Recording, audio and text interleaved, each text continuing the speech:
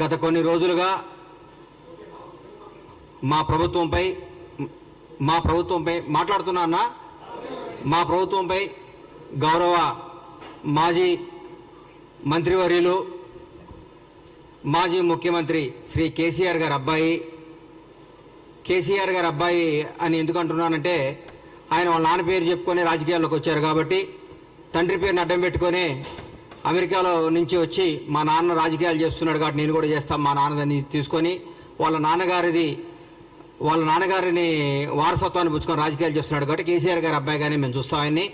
కేటీఆర్ గారి గురించి మాట్లాడుతూ మా ముఖ్యమంత్రి గారిని కష్టపడి కష్టాన్ని ఇష్టంగా చేసుకొని ప్రజా సమస్యను తన సమస్యగా చేసుకొని 17 ఏళ్ల సుదీర్ఘ పోరాటం చేసి ఏ వారసత్వం లేకుండా ఏ బ్యాక్గ్రౌండ్ లేకుండా ఏ చరిత్ర లేకుండా ఒక రైతు బిడ్డలా పుట్టి కొండారెడ్డిపల్లి నుంచి తెలంగాణ రాష్ట్రానికి ముఖ్యమంత్రి అయ్యేదాకా వన్ మ్యాన్ షో ఒకటే పోరాట యోధుడిగా తన రాజకీయ ప్రయత్నించి మీరు పెట్టిన చిత్రహింసలు, మీరు పెట్టిన మానసిక క్షోభ, మీరు పెట్టిన ఆఖరికి తన కన్న కూతురు పెళ్లికప్పుడు కూడా మీరు పెట్టి జైల్లో పెట్టి మీరు పెట్టిన ఇబ్బందులన్నీ తట్టుకొని రాష్ట్రానికి ముఖ్యమంత్రిగా అయి 6 గ్యారంటీలను ఇచ్చిన హామీలను అద్భుతంగా అమలు చేస్తూ స్వచ్ఛమైన పరిపాలన, నీతివంతమైన పరిపాలన, నిజాయితీ గల పరిపాలన అందరికీ అందిస్తూ ఈరోజు భారతదేశంలో ప్రతి ఒక్క ముఖ్యమంత్రి మన ముఖ్యమంత్రి వైపు చూస్తూ రేవంత్ రెడ్డి గారు అద్భుతంగా చేస్తున్నాడు, తెలంగాణ రాష్ట్రంలో పరిపాలన బ్రహ్మాండంగా జరుగుతుంది, నీతివంతమైన పరిపాలన జరుగుతుంది చెప్పుకునే స్థాయికి తీసుకొచ్చినట్టే 2.5 నెలలు 3 నెలలు కూడా కాలేదు. ఈ ప్రభుత్వంలో తట్టుకోలేక బాధపడుతూ కేటీఆర్ గారి చుట్టూ ఏముంటుందంటే మన చుట్టూ వైఫై ఉన్నట్టు ఆయన చుట్టూ విపరీతంగా ఈగో ఉంటుంది. ఆ ఈగో తెంచుకోవాలంటే కొంచెం కష్టం. ఒకప్పట్లో చరిత్రలో బాలీవుడ్లో కొంతకాలం రాజేష్ ఖన్నా సూపర్ స్టార్గా ఉండేవాడు. ఆయన సినిమాలు ఫ్లాప్ అవుతున్నా కానీ ఆయన సూపర్ స్టార్ అనే భ్రమలో పెట్టారని పక్కన జనం అందరూ ఆయన్ని.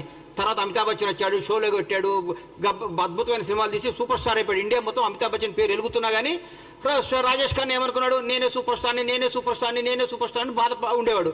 ఒక 10 ఏళ్ల తర్వాత ఏందయ్యా నా దగ్గరికి ఎవరు జనం వస్తలేరంటే, సార్ మీరు 10 ఏళ్ల ముందే మీరు సూపర్ స్టార్ పోయింది సార్, అమితాబ్ బచ్చన్ ఒక ఆయన వచ్చి సూపర్ స్టార్ అయిపోయాడు అని చెప్పుకుంటే అప్పుడు షాక్ తిన్నాడు. అట్లా ఇప్పుడు కేటీఆర్ గారు ఒక భ్రమలో ఉన్నాడు. నేను కేసీఆర్ గారి అబ్బాయిని, తెలంగాణ రాష్ట్రం మాది, తెలంగాణ మేము సెంటిమెంట్ని మేమే కదా రగిలించుకొని మేమే దానికి పేటెంట్ తీసుకున్నాం కదా, మాదే కదా, నా దగ్గర రావట్లేదండి, నా నమ్ముకున్న వాళ్ళందరూ వెళ్ళిపోతున్నారేంది, నా అనుకున్న వాళ్ళందరూ లైఫ్లో సెటిల్ అయిపోతున్నారేంది, నాకు దూరం అయిపోతున్నారేంది, మానసిక శోభ. పగోడుకు కూడా ఆయనకు వచ్చిన కష్టం రాకూడదు, పగోడుకు కూడా కేటీఆర్కి వచ్చిన కష్టాలు రాకూడదు అని కోరుకుంటున్నా. ఎందుకంటే తను నమ్ముకున్న నాయకులందరూ నిన్ను చీదరించి వెళ్ళిపోతున్నారు. నా అనుకున్నాడు నాతో నా జీవితంలో ఉండాల్సిన వాళ్ళు అందరూ కానీ హ్యాపీగా లైఫ్లో సెటిల్ అయిపోతున్నాడు పెళ్లిళ్ళు చేసుకొని.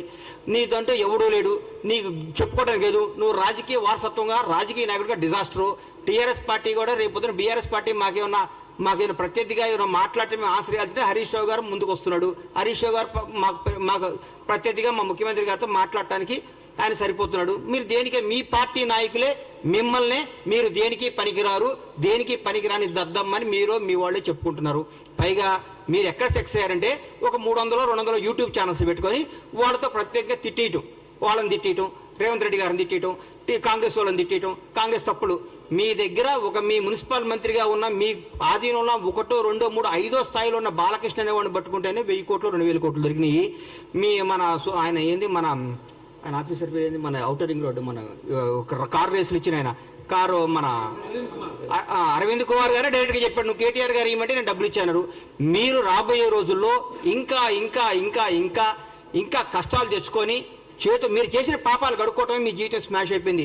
ఈ రోజు రాజకీయంగా మీరు భూస్థాపితం అయిపోయారు. మీకు ఎప్పుడు రేపు పార్లమెంట్ ఎలక్షన్ వరకు మీరు ఒక్క దగ్గర కూడా పోటీ చేసే అర్హత లేదు.